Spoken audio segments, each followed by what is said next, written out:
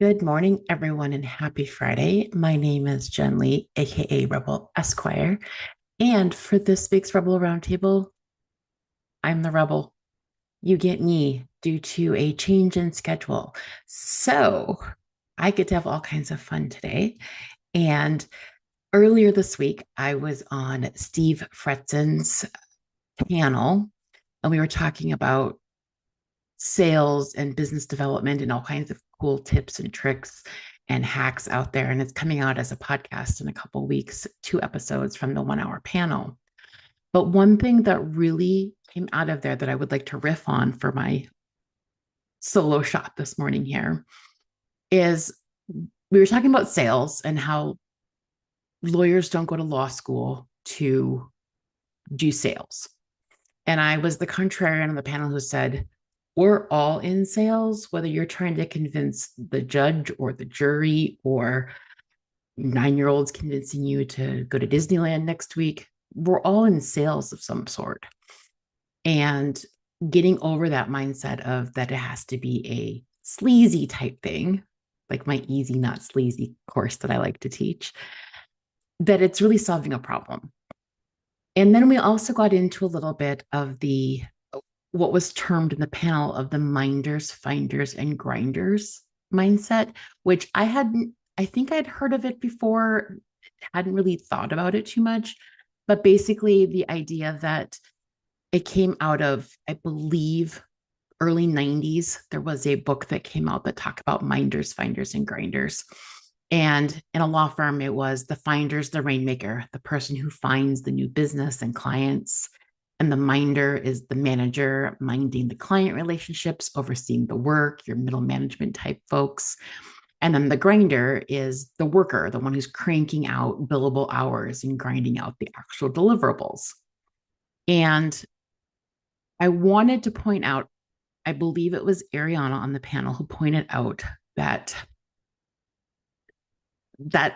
culture really is important.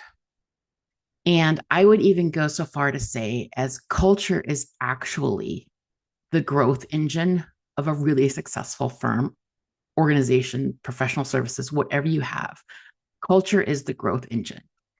And the way it gets away from that finders, minders, grinders nonsense is when you start looking at the culture that of the organization. If you slot people into certain roles, sometimes they don't fit very well in those roles. They don't like it. And so I would argue, as one does when they're a rebel, that a firm that adopts a culture of collaboration, of everybody being in business development, of everybody working towards a common goal, but focusing on their zone of genius is probably going to be way more successful than a firm in a toxic workplace that people don't want to go to. I want to go to a job that I like working at, where I like the people I work with and don't, it may sound Pollyanna, but it exists because I've been there and I am there. So it needs to be something that's built into the culture. And call out to the managing partners out there. If you think this is hogwash, this is the reason why nobody wants to work at your firm. If you think that your culture doesn't matter, or your culture has to be, we work 100 hours a week, that's why people are revolting against you and rebelling. So the better takeaway from the whole finders, minders, and grinders was that culture is going to drive the growth, not rigid rules. People don't have to fit inside of a box. I shared a meme on Facebook yesterday that basically said, in the ADHD brain, which welcome to my world, we're in a system that says, great, you have 27 ideas. You have to focus on one right now. And that's not how my brain works. I want to focus on 17 ideas and find a new way to do things. And the people who try to hinder change and do things the way they've always been done are the ones who are going to fit into that finders, minders, grinders philosophy. So the culture problem that comes up, and something I didn't necessarily agree with, that you have to be a rainmaker to be successful as a lawyer. There are some people who don't like to be rainmakers and they don't want to be the ones out there networking. There are a lot of ways to drive business development that don't involve the traditional rainmaking and networking and shaking hands and kissing babies type thing. You could be on social media posting. I would argue that some of the best business development that your firm could do is your client experience. From everybody to the first person who greets them at the door, if you have a door, to the attorney handling their case, to a paralegal who's working on it, to whatever support staff you have, those people, how they treat your client experience has a huge impact on business development. And acting like an owner, and even if you're the receptionist, the legal secretary, or whoever is at the front door, that job is just as important as the partner down the hall billing $2,000 an hour, because your image and what people perceive about your organization comes from everybody in the organization, not just the high dollar attorney working on the case. So, what that means is you have to find those zones of genius for all of your staff and all of the attorneys who work for you and yourself. And what zone of genius means, if I'm using that a little too abstractly, is that sweet spot where someone has their superpower, I often call it. They have a passion for it and they're good at it and they enjoy doing it. And that, I know, again, I'm not super Pollyanna. Sometimes I am, but it's not necessarily like going out and your job isn't always going to be sunshine and rainbows. There's always going to be hard days. But if you 90% of the time enjoy your job, enjoy what you're doing, enjoy the people you're working with, you will be more productive. You will bring more business in, whether you're the front lines or the top of the pyramid. And helping others figure out that zone of genius is really a fun thing to do, especially as a manager. So if you're managing in a law firm and you want your staff to be happy, ask them what makes them happy, what things they want to work on. So some examples of different zones of genius, or I've often called them superpowers, which is why I like my cape and my Rebel Esquire persona. But you may have people on your team who are strategists, they're innovators, they're coming up with ideas, they're coming up with strategy, they're really good at it. They'll look at processes, they'll ask, why are we doing it this way? I may be one of those types of people. And it's really annoying for managers who aren't used to people questioning how things have always been done. I've been written up for that before at a job. Too much common sense. I was written up for too much common sense. And so, as a manager or as a managing partner at a law firm, and you have someone question your process, your first thought is, who is this person questioning me? Your first thought should be, what are they saying? Does it make sense? And why do I do it like this? Because chances are your frontline people would be way more efficient if you would listen to what they need and want. So strategists and innovators are the people who are designing things. I will say, as a strategist in general and someone who really enjoys big picture strategy, I am not the day-to-day project manager type person. I have to hire or contract or find people to do the day-to-day stuff because my brain is that strategy side and innovative side. My zone of genius is not nitty gritty, tiny little details. I'm like, figure it out. Hire people for that. Client relationship builders are also another zone of genius who are, hang on to them. They are worth their weight in gold, because those are the people who are creating loyalty through the service they're providing. These are the people who, when they work on a case or they go to court, they explain how something's going to work to the client. The clients always come back and say, I feel so much better just talking to Jane, or I feel so much better. You don't even have to, it wasn't the words coming out of your mouth. It was just the way you approached it and the way you explained it made me feel calmer.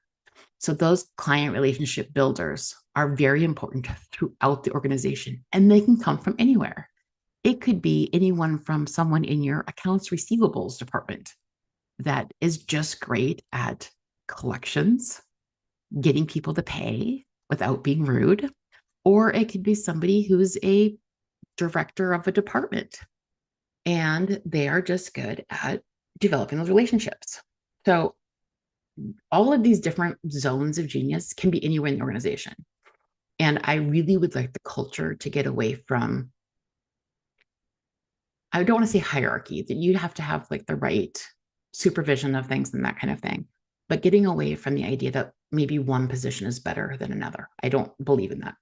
I think everybody is equal and has their talents. And there are some people who are never going to fit into a firm. And that goes back to, do you have the right people in the right seat? A whole other discussion that we could get into. Then beyond those two zones of genius, like the strategists and the innovators, the client relationship builders, deep experts. So it's fun to be the deep expert for me. Again, ADHD and autistic. I will dig into things that no one else wants to dig into sometimes because I find it fascinating. When I picked up bankruptcy as a practice area out of law school, I had no idea how much fun I would have learning and then using the bankruptcy code as much as you possibly can. So having those deep experts, those subject matter experts that are out there that can share their knowledge, first of all, are willing to share, because you can't hoard information to one person, causes all kinds of other problems. That can make them indispensable to the firm. But those deep experts are also biz dev. That's business development. That means that your strategists and your relationship builders out there have someone to go to and say, hey, we have a client with this problem. The deep expert is the one who's making the big strategic moves on things. And I will say, as a deep expert who is a horrible courtroom attorney, I learned very quickly on that I was not going to be a courtroom attorney. That's not where my zone of genius is. I like to speak. I get too tongue-tied in court. I just don't do well. And I think one of the reasons is because the innovation side of my brain wants to make everything a practical solution. And in court, it's all about the rules. And I don't really like rules. I know you're probably shocked to hear that. So I often hire good courtroom attorneys to complement the expertise and the strategy that I bring to the table. There are also others, like there's tons of zones of genius. One of my favorite things to do with lawyers, law firms, support staff, whoever, is just get them to start talking about things that make them excited and make them happy. And there are some people out there that are never going to be happy. That's just how they are. But 90% of people I talk to, when you start getting animated about things, they start telling a story. And you can start telling exactly the things they like to work on. That is where you start connecting all of these different zones together. And you will have some on your team that are good connectors and storytellers. Those are the ones often that are in front of a jury, or they're good trainers to have on a team because they tell good stories. Because no one wants to sit in front of a PowerPoint with 8,000 words of a statute on it and have a lawyer read it to them. So tons of zones out there, and finding who's good at what and putting together a complementary team. And this also then goes to everything is not your zone of genius. You can't be everything, and you can't expect someone else to be everything. And if you try to be everything, you'll be burnt out. And so that's where I like to figure out, what do we have on a team? What do we need? And how does that all fit together? I will also say, when you start getting into some of these unique skills that people have, that often develops into a brand. It develops into practice areas that you didn't know existed, because you kind of make up practice areas as you go. It can turn into different billing models. All of those things, if you're open to thinking about it differently and not old school finders, minders, grinders nonsense. If you open up that culture viewpoint of things, you'll have a collaborative workplace. You'll have people that want to work there, and you'll have a team that comes together like puzzle pieces. And finding those people, not always easy, but at least you know the skills that you're looking for. One of the ways that I often look at this is if there's something that I really don't like doing, and I can use it going to court as an example. I'm not good at it, horrible at it. Just I turn bright red. And you would think for all the public speaking that I do, all the fun I enjoy having on a stage, I don't know what it is. Something in my brain does not allow me to speak coherently in court, which is a horrible skill if you are a courtroom attorney. However, you give me 10 minutes with a complicated fact pattern about bankruptcy, and I can have 8 ways from Sunday on how to pitch that and write something up and that kind of thing on what kind of strategy we could do with the case. So again, finding those pieces to fill in for what you're not good at. Um, and this is often what I do when I'm working with lawyers and support staff. I like working with support staff, by the way, because I find that they have a lot of great ideas and they often feel like they're not listened to. And every time they bring up a new technology or a new software or new something, they get told to go back to the way things have always been done, which, as you all know, is my absolute favorite phrase in the whole wide world, is that's how it's always been done.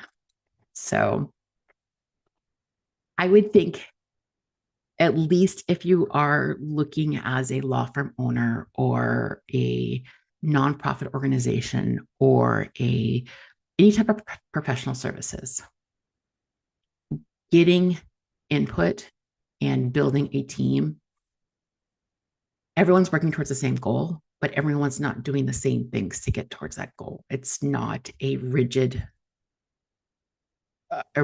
like map. I'm not a big fan of blueprints either. It's the genius is how you put it all together and how you create this firm that people want to work with, that people want to partner with, that everyone's excited to work for. And I get excited when I see employees who maybe have not had that experience of having a management that way in the past. Because I've worked at a lot of companies that management style was not.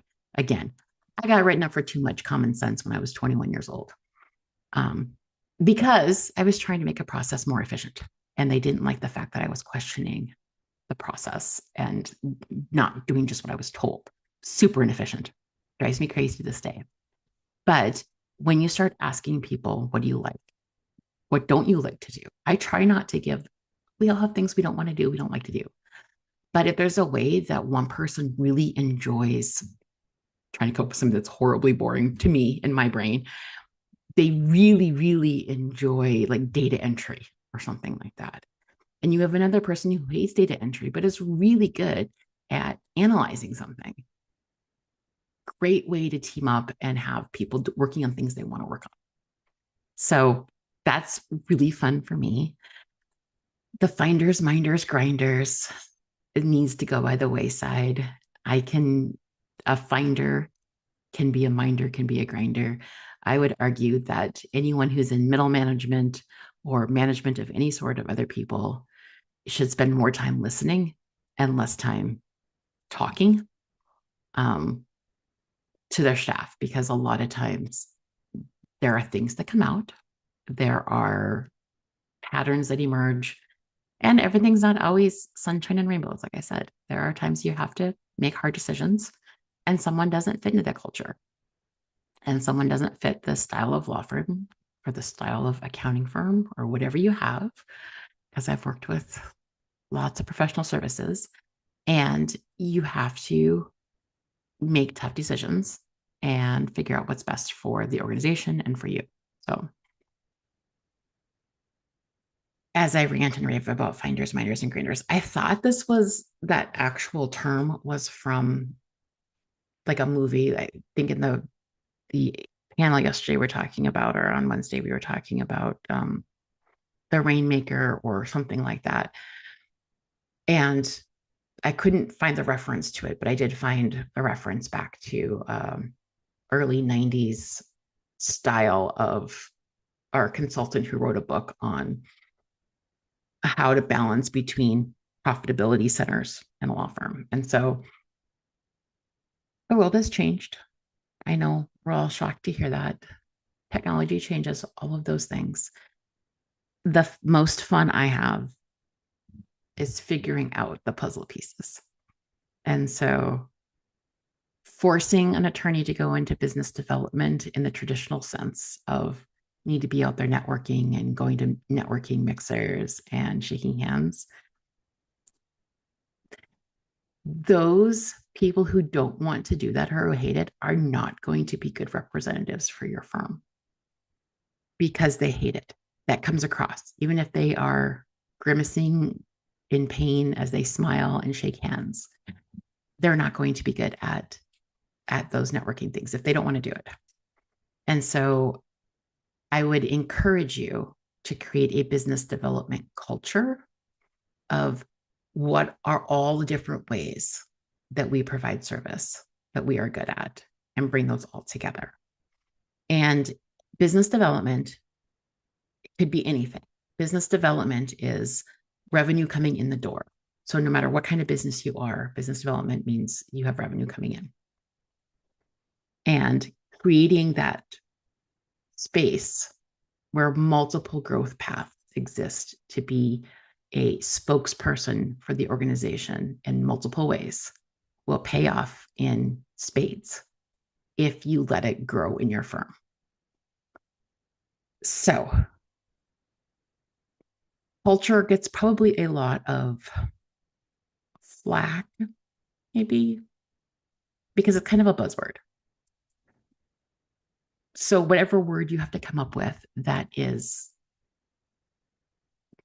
equates to culture or equates to how you feel when you wake up in the morning and have to go to work, because that's what culture is. If done correctly, it is a growth multiplier. It will help you with branding. It will help you with client acquisition. It will help you with revenue growth. It will help you with happy, loyal, retained employees. It will help you in so many ways. And when you put all those things together, that's when the growth of your organization starts multiplying. So, what I would ask of you on this Friday morning, where I got to do a little bit of Rebel Roundtabling myself, is what is your zone of genius? What do you think? What do you love to do? And how does your firm let you use it? And if they don't, because I do get this question a lot, where someone say, hey, I'm all on board. I like to do certain things, but my management won't even listen to me. They say I think XYZ exactly like they say it's going to be done. If they won't listen to you, then start thinking about either how you could approach it or find someplace else to work.